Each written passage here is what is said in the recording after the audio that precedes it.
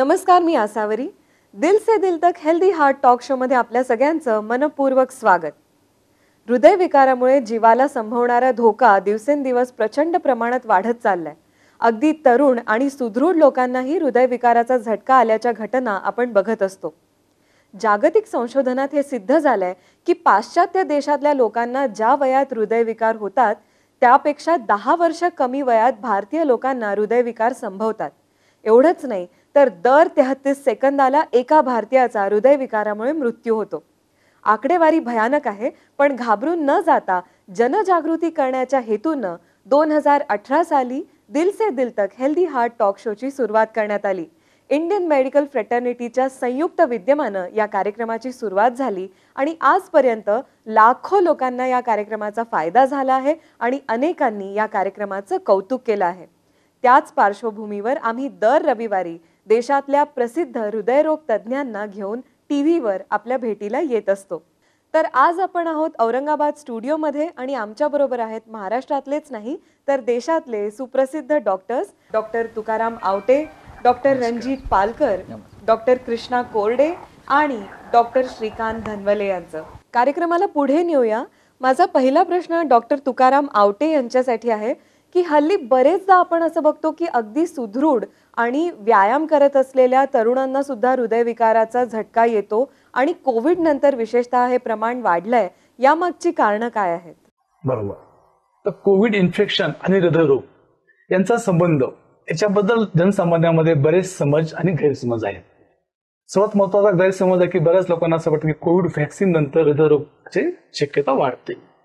परंतु ICMR ने एक संशोधन केलं आहे ज्याच्यामध्ये असा त्यांनी कन्क्लुजन काढलं आहे की कोविड व्हॅक्सिन आणि हृदयरोग याच्यामध्ये कुठलाही संबंध नाहीये.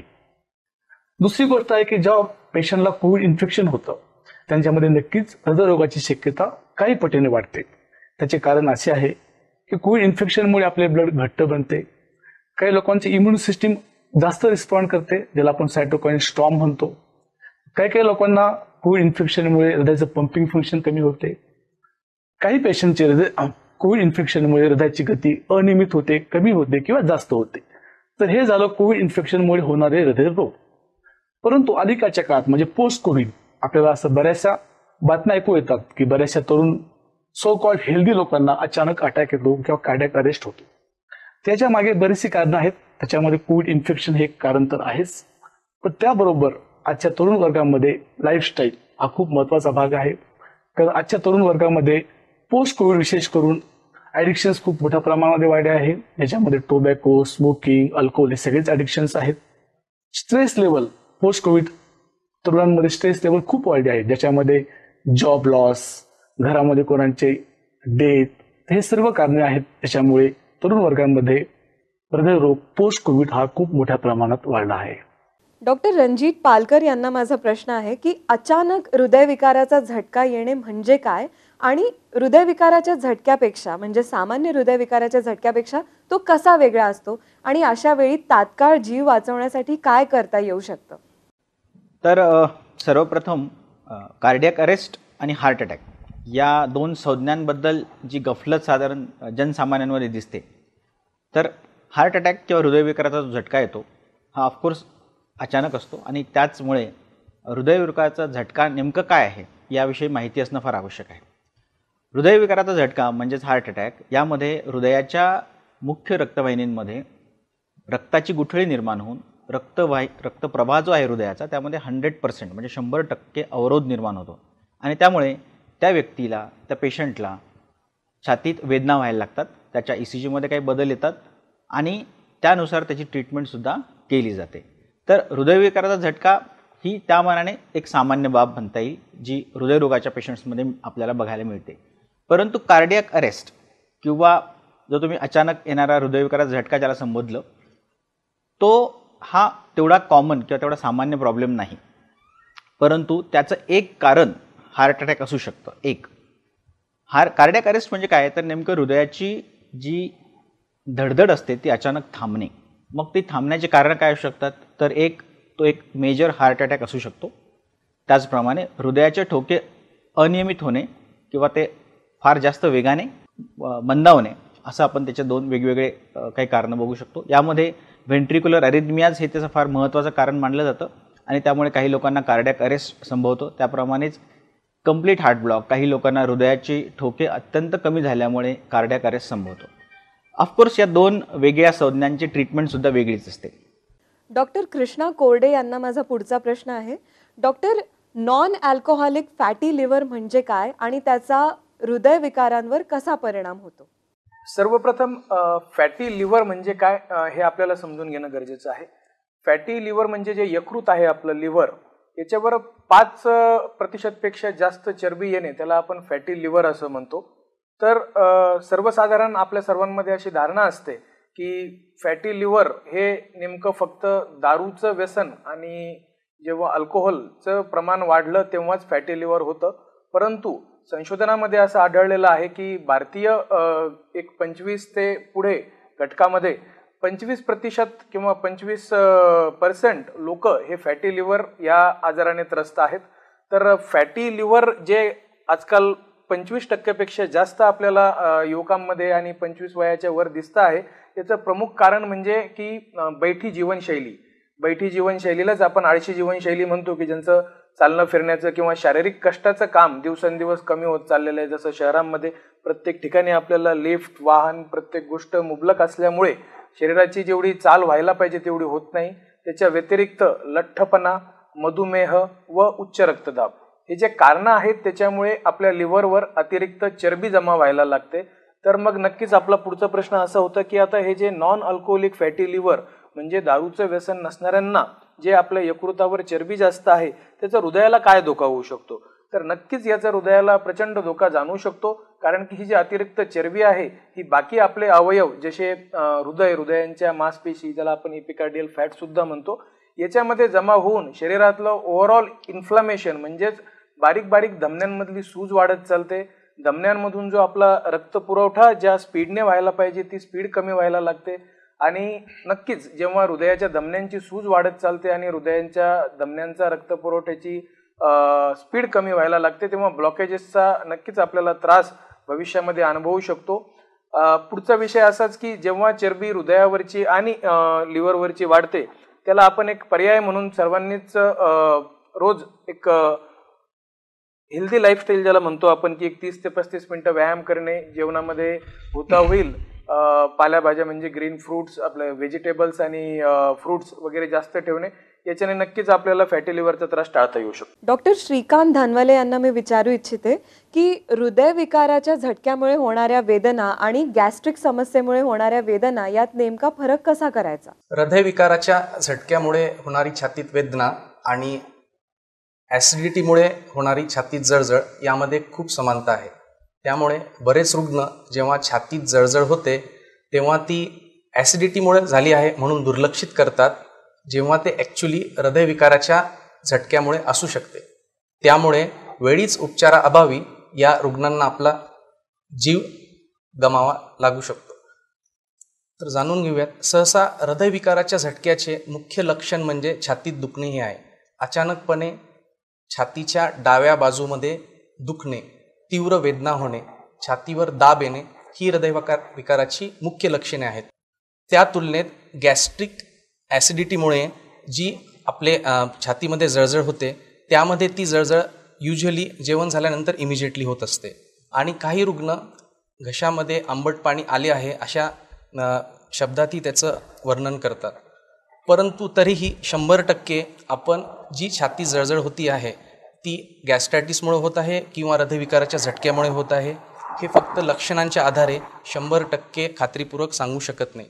त्यामुळे ॲज अ कार्डिओलॉजिस्ट म्हणून माझा असा सल्ला आहे की 40 वर्षांच्या वरील ज्याही रुग्णांना छातीत जळजळ होत असेल त्यांनी 3 तपासण्या जवळच्या कार्डिओलॉजिस्टकडे जाऊन तात्काळ करून घ्याव्यात. सगळ्यात महत्त्वाची म्हणजे ECG, दुसरी म्हणजे 2D इकोकार्डिओग्राफी आणि तिसरी म्हणजे रक्ताची तपासणी ज्याला आम्ही बायोमार्कर असे म्हणतो, troponin I test. Doctor Tukaram Awate यांना पुन्हा एकदा माझा असा प्रश्न आहे की औषधोपचार किंवा शस्त्रक्रियेच्या दृष्टीने हृदयविकाराचं निदान आणि व्यवस्थापन यात अद्ययावत प्रगती काय आहे आणि रोबोटिक सर्जरीप्रमाणे आर्टिफिशियल इंटेलिजन्सची सुद्धा यात काही भूमिका आहे? आपलं सर्वांना माहिती आहे की तंत्रज्ञान हे खूप झपाट्याने वेगाने वाढत चाललं आहे आणि याचा फायदा विविध क्षेत्राप्रमाणे हृदयरोगाच्या आजारामध्ये निदान आणि उपचार करण्यामध्ये नक्कीच होत आहे. सर्वप्रथम आपण बघूया की औषधे. आता सध्या आपल्याकडे तंत्रज्ञानाने बरीचशी नवीन औषधे उपलब्ध झाली आहे. जसे उदाहरणार्थ ब्लड पतळ करण्याच्या गोळ्या असतात जे आपण पोस्ट अँजिओप्लास्टी वापरतो. बरेचसे नवीन मॉलिक्यूल अवेलेबल झाले. उदाहरणार्थ टिकाग्लेलॉन. ह्या नवीन गोळ्यामुळे पेशंटला परत अटॅक येणे किंवा परत स्टेन ब्लॉक होणे किंवा मृत्यूचे प्रमाण खूप कमी झाले आहे. दुसरे रुग्ण असतात हार्ट फेल्युअर, ज्यांचं पंपिंग फंक्शन कमी असते, ज्यांना खूप दम लागतो. अशा रुग्णांसाठी नवीन औषध अवेलेबल झाले आहेत अर्नी. बेसिकली ते व्हाल्सॅक्टन आणि सॅक्रोबॅक्टेरिल ह्या मॉलिक्यूलचं कॉम्बिनेशन आहे. ह्या गोळ्यांमुळे हार्ट फेल्युअरच्या रुग्णांमध्ये दम लागण्याचे प्रमाण आणि मृत्यूचे प्रमाण हे दोन्ही खूप मोठ्या प्रमाणात कमी झाले आहे. तिसरी नवीन औषधं आहेत SGLT2 इनिबिटर्स, जे आपण मधुमेह रुग्णांसाठी वापरतो. परंतु मधुमेह रुग्णांसोबत ही औषधे हार्ट फेल्युअरच्या रुग्णांना सुद्धा खूप फायदेशीर आहेत. दुसरी गोष्ट आपण तपासण्याबद्दल विचार करू. आपल्याकडे आपल्याला सर्व सांगितल्याप्रमाणे ECG, 2D स्ट्रेस टेस्ट ह्या सगळ्या तपासण्या पूर्वीपासून अवेलेबल आहेत.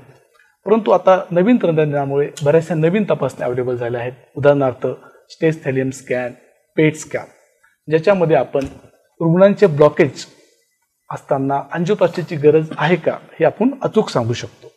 दुसरं आपलं शस्त्रक्रिया. शस्त्रक्रियामध्ये पूर्वी जर पेशंटला हृदयाचे झडपांचे आजार असतील तर ओपन हार्ट सर्जरीशिवाय पर्याय नव्हता.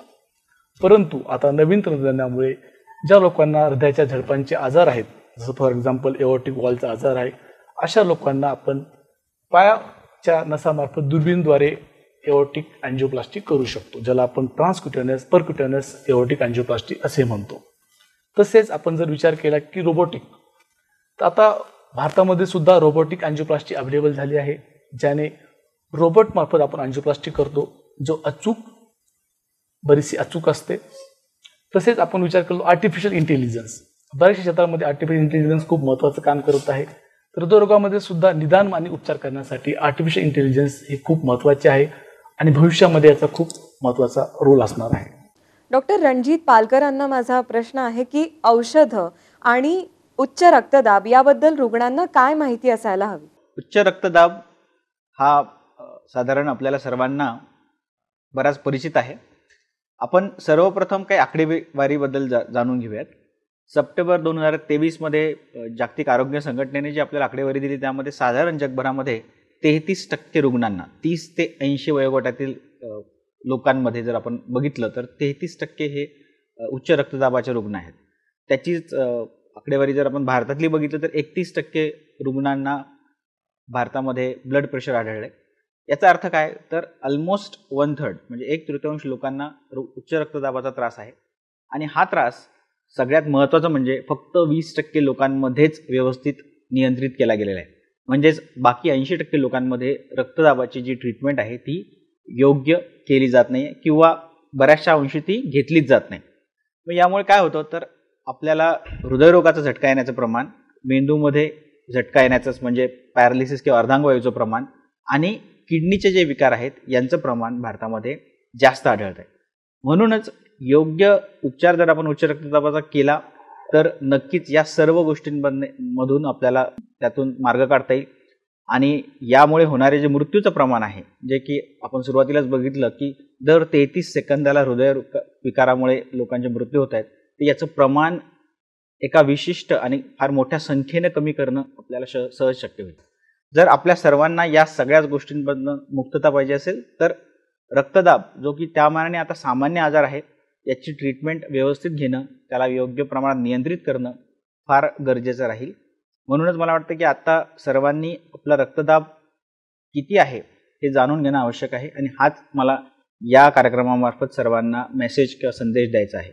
डॉक्टर कृष्णा कोरडे यांना पुन्हा एकदा मला प्रश्न विचारायचा आहे की पेसमेकर एखाद्या रुग्णाला केव्हा लागतो आणि पेसमेकरचे विविध प्रकार काय आहेत? सर्वसामान्य रुग्णांना पेसमेकर याच्याबद्दल थोडी माहिती कमी आहे. पेसमेकर समजून घेण्याकरता आपल्याला आपलं हृदय हे कशा प्रकारे चालतं हे समजून घेणं गरजेचं आहे. तर मी एक साध्या भाषेमध्ये थोडं समजून सांगण्याचा प्रयत्न करतो. हृदय हे एका इंजिन प्रमाणे आहे, ज्याला एक बॅटरी आहे. ती बॅटरी ही वीज निर्मिती करते. वीज निर्मिती ती काही तारांमार्फत बाकी हृदयाला जाते व आपलं हृदयाचं स्पंदन म्हणजेच ठोका आपला तिथं हृदयाचा पडतो. जो की स्पंदनं आपल्या हृदयाचे असतात ते एक सर्वसाधारण 60 ते 100 मध्ये चालायला पाहिजे. जसं की आपल्याला जेव्हा शरीराच्या गरजा वाढतात तेव्हा आपल्या हृदयाचे स्पंदनं म्हणजेच ठोके थोडे वाढतात. जेव्हा आपण रेस्टमध्ये जेव्हा आराम करत असतो तेव्हा हृदयाचे स्पंदनं हे थोडे 60 ते 70 या गतीमध्ये चालत असतात. तर पेसमेकर ही रोल आपला तेव्हा येतो जेव्हा हृदयाचे स्पंदनं जेवढे चालायला पाहिजे त्याच्यापेक्षा एकतर कमी चालतात किंवा ज्या गतीने चालायला पाहिजे त्या गतीच्या जास्त किंवा अनियंत्रित पद्धतीने चालतात, जेणेकरून रुग्णाला भोवळ येणे, अतिरिक्त चालताना थकवा येणे, दम लागणे किंवा अचानक रुग्णाला चक्कर येऊन बेशुद्ध पडणे असा त्रास होऊ शकतो. तर बॅटरी आणि त्याची तार ह्या दोन्हीही सिस्टीममध्ये कुठेही जर फॉल्ट आला तर पेशंटला रुग्णाला आपल्याला पेसमेकर लावावा लागतो. पेसमेकर हे एक असं यंत्र आहे जे आपल्या डाव्या छातीला या कॉलर बोनच्या खाली एक आपण त्याला पॉकेट तयार करणं, त्याचं पल्स जनरेटर बसवतो आणि त्याचा एक तार हा हृदयामध्ये आपण स्पंदनं देण्याकरता त्याला फिट करून देतो. व तुमचा दुसरा प्रश्न होता की पेसमेकर हे किती प्रकारचे असतात. पेसमेकर हे इंडिकेशन प्रमाणे म्हणजे ज्यांना ज्या पेसमेकरची गरज आहे, ज्यांचे फक्त हृदयाचे स्पंदनं कमी पडतायत त्यांना फक्त आपण स्पंदनं वाढवण्याचा तो की 1 कप्प्याचा किंवा 2 कप्प्याचा पेसमेकर बसवतो. ज्यांचं वय थोडं कमी असतं 40 ते 45च्या आत ज्यांना गरज पडते त्यांना आपण 2 कप्प्यांचे पेसमेकर बसवतो, जेणेकरून हृदयाचं पंपिंग हे भविष्यामध्ये कमी नाही व्हायला पाहिजे. आणि ज्यांचे हृदय अनियंत्रितपणे धडकते त्यांना काही वेगळ्या प्रकारचे पेसमेकर असतात ज्याला आपण डिफिब्रिलेटर किंवा कार्डियाक रिसंक्रोनायझेशन थेरपीचे CRT आणि CRT-D अशा प्रकारचे पेसमेकर बसू शकतो. आजच्या भागाचा शेवटचा प्रश्न डॉक्टर श्रीकांत धनवाले यांना विचारते. डॉक्टर, हृदय विकाराच्या व्यवस्थापनामध्ये जीवनशैली, आहार आणि व्यायाम यांचं महत्त्व काय आहे? हृदयविकाराच्या झटक्याची मुख्य कारणे म्हणजे उच्च रक्तदाब, मधुमेह, धूम्रपान आणि हाय कोलेस्ट्रॉल ही आहेत. त्याचप्रमाणे बदलती जीवनशैली, वाढलेला ताणतणाव, बैठी जीवनशैली, व्यायामाचा अभाव, स्थूलता, जंक फूडचे वाढलेले सेवन ही कारणे हृदयविकाराच्या झटक्यासाठी कारणीभूत ठरत आहेत. त्यामुळे तुम्ही तुमच्या हृदयाला निरोगी ठेवणारी जीवनशैली अवलंबून हृदयविकाराचा झटका टाळू शकता. सर्वप्रथम धूम्रपान टाळावे. तंबाखूचे सेवन करू नये. उच्च रक्तदाब असणाऱ्या व्यक्तींनी नियमितपणे गोळ्या घेऊन रक्तदाब नियंत्रित ठेवला पाहिजे. ब्लड प्रेशर असलेल्या रुग्णांनी जेवणामध्ये मिठाचे प्रमाण कमी करावे, खारट वस्तू टाळाव्यात. मधुमेह असणाऱ्या रुग्णांनी तज्ज्ञांच्या सल्ल्याप्रमाणे गोळ्या किंवा इन्सुलिन घेऊन रक्तातली शुगर नियंत्रणात ठेवली पाहिजे.